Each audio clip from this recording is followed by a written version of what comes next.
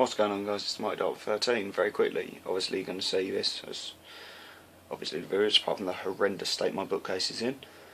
Obviously, I've now made the switch to filming properly.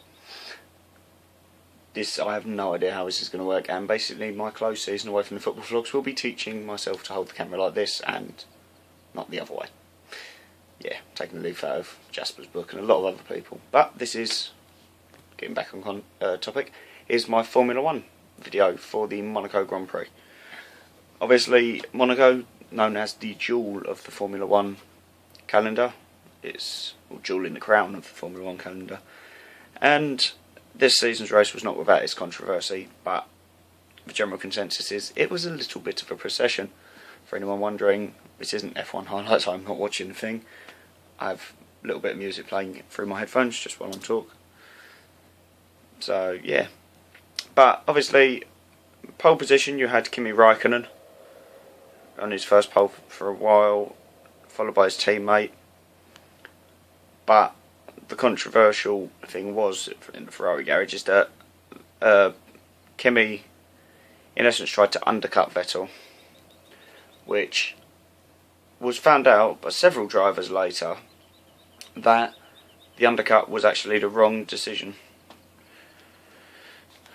The right thing was to overcut because the tyres for some reason had a second life. Obviously these Pirelli tyres this season, because of the loads they have put through them, are a lot more durable.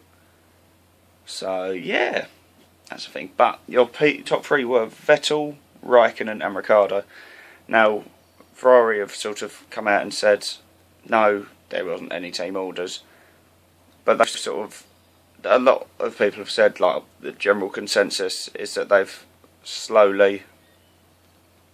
of slyly boxed Raikkonen first, obviously, but then again they didn't know what was happening with the tyres, obviously, a lot of things, but yeah, there was that.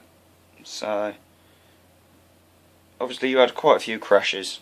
One of the biggest was where Jenson Button, on his return, because Fernando Alonso was out in the old IndyCar, Button had a little bit of an accident on his return and decided to make Verline.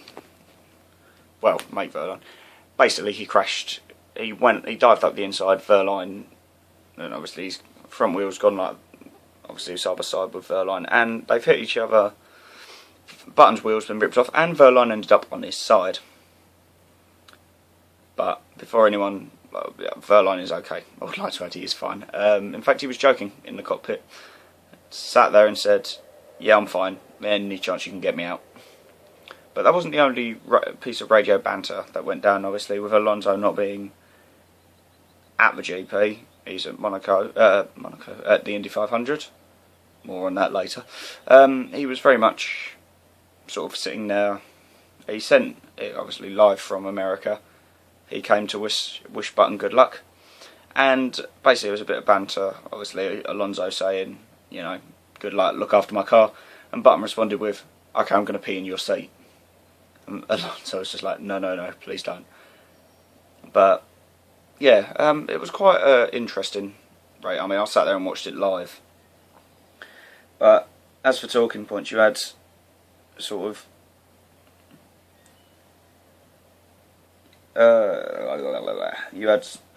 Perez had a bit of an incident with where he threw himself up the inside and broke Kvyat's side pod, which has put him out. Perez had to pit, but overall it wasn't terrible. Overall semi-decent race. Am I glad Vettel won? Not really. I would have liked to have seen Kimi. It's nice to see Kimi on the podium. But I can't really not talk about Mercedes in this video.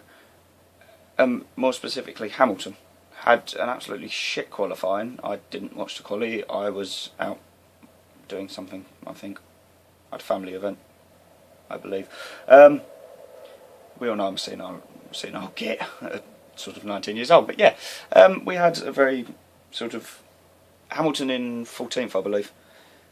And like, he just had a very quiet race. Sort of, he overtook a lot of drivers, but then it got to Carlos Sainz and couldn't get past him. Sainz, for whatever reason, just somehow managed to pull it out of the bag and drove fantastically well. I mean, Sainz really did well. Not a very well mentioned drive, frankly. It was like, it was very much quiet, very quiet sort of day for him. But he did well, you know. Obviously, Sainz, fantastic. You know, he's part of the Red Bull program. Did really well.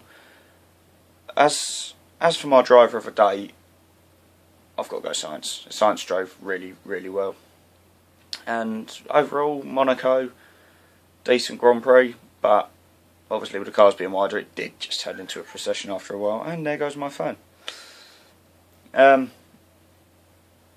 as for, obviously it's not something that's regularly going to feature, but the Indy 500 update.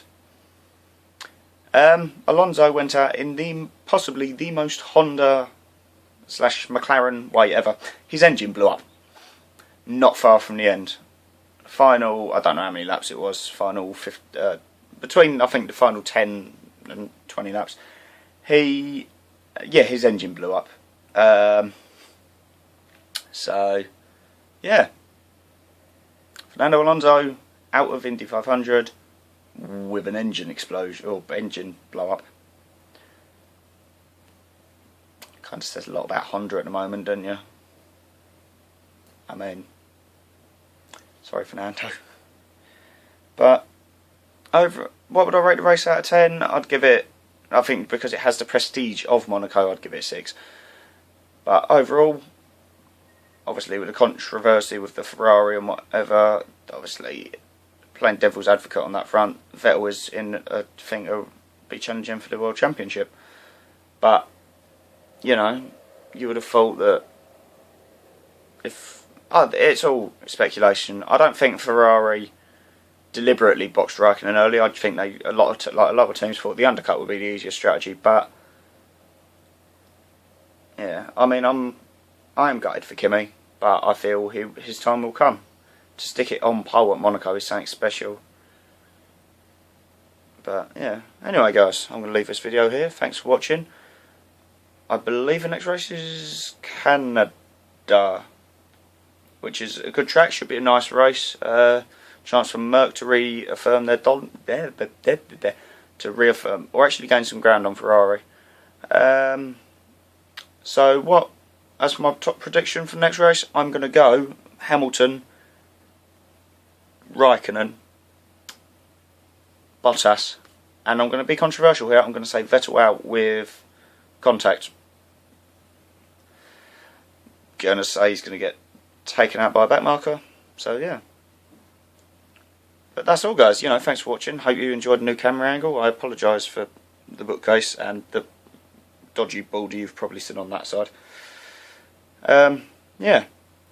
This is going to take a lot of getting used to filming like this because it don't half kill my arm. But yeah, thanks for watching guys, and I'll see you in the next one.